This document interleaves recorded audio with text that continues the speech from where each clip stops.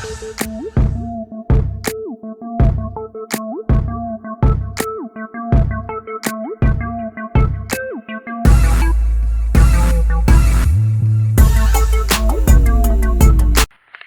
YouTube? Here's an update or introduction to my garden, and I'll show you what I got. This first row here, you've got one single tomato. A whole row was supposed to be tomatoes, but I think I had some soil issues that had to work themselves out, and this was the only one that made it. Everything else is that one on the end is a sugar baby watermelon, and then these other three are crimson sweets. And this row of tomatoes just got planted this week. On the outside, you got red bounty watermelons. Those are determinate varieties, and so we're just gonna let them go. On the inside, looking extra droopy, we'll have to get them some water, is rainbow tomato. And then on the outside again is red bounty tomatoes. On the inside, I got it all staked off and sectioned off so my kids and hopefully the dog don't run up in here. We got corn gonna go through here. Now, a coworker of mine he was moving and gave me some Goliath tomatoes. So I told him, yeah, I'll take them, I'll plant them, see what they do. And he had them doubled up, and they were already this size. So I did not want to try to split them up. I just left them doubled, and we'll stake them the best we can and let them grow. If I have to top them, I'll top them and just get whatever fruit I can and get them out of that space. But that didn't cost me anything. He just gave me those. On this row, you've got 3 zucchini and then 3 squash on the end. They were put in with the cherry tomatoes, and they were fighting some serious soil issues. I don't know if it was acidic or alkaline or leftover stuff from when I killed off the grass, but they were completely yellow, and then they dropped all their leaves, and then they flowered, and now they're turning green and growing.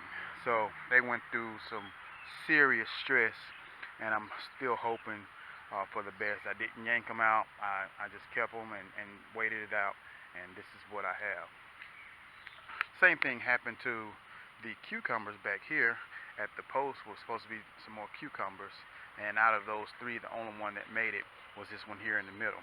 Now, it never flowered, but it did get quite yellow and then turned green, and now it's starting to grow. I got 3 pepper plants right here.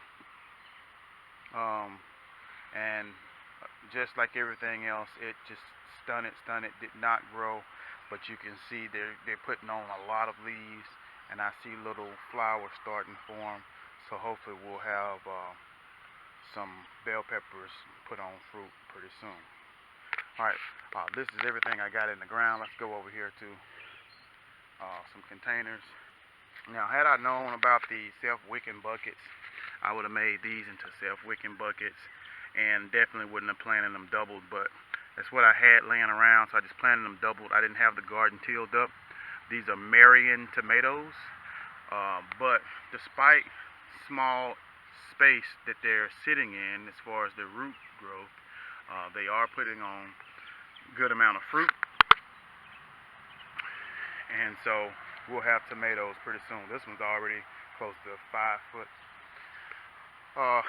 In these little bags here, these are Better Boy tomatoes. They're coming along. They should be flowering pretty soon. These 2 plants in this big bucket, these are my kids' plants. This is a red bounty that my son picked out to put in, and a rainbow tomato that my daughter picked out to put in. My two younger kids. I've already did a video on the self-wicking pots. This is a big beef. This is another bell pepper, and then in the back I have a watermelon doubled up in a container. Alright, let's go check out the indoor grow setup. Alright, before we go inside, I have all these plants on deck. The only thing that I grew from seed was the corn. The local feed stores have awesome variety and selection, and it's right up the street. And luckily, I'm not in a place where they banning seeds and gardening equipment. We can still grow down here in the south. But most of this is all tomatoes of different varieties, and then some more bell pepper. All right, here is I think it's a squash plant. So I put this in this system. It's the first time I've ever run this little flood and drain system. So we'll see how it goes. All right, over to kind of my seedling area. A couple of weeks back, the kids ate a cantaloupe from Walmart, and they loved it. And so I said, well, save me some of those seeds, and I'll see if I can grow cantaloupe in the backyard. I'll pick out some of the strongest ones. If anything is removed from the garden and I have space, I'll put them in that spot, because it's going to be a long time before they go in the ground. Alright, we're inside a little grow tent that I purchased a handful of years ago. This is all deep water culture systems. In each pot of the square and rectangle, you got zucchini and pepper, and then squash and pepper. And then this little jug, right, this 5-gallon bucket by itself, it is a rainbow tomato. They were super stressed out, lots of yellowing, and even what looks like burning, but I'm pretty sure that the water was too acidic. So it was heavy acidic, and I think it's due to the nutrients that I was using. I was using the foxhorn nutrients, and even though the water that I used is alkaline, once I added those nutrients, it flipped to acidic. Now, the peppers aren't feeling the effect so much as the squash and zucchini. I guess they're a little bit more pH sensitive. So let's check out root system on these.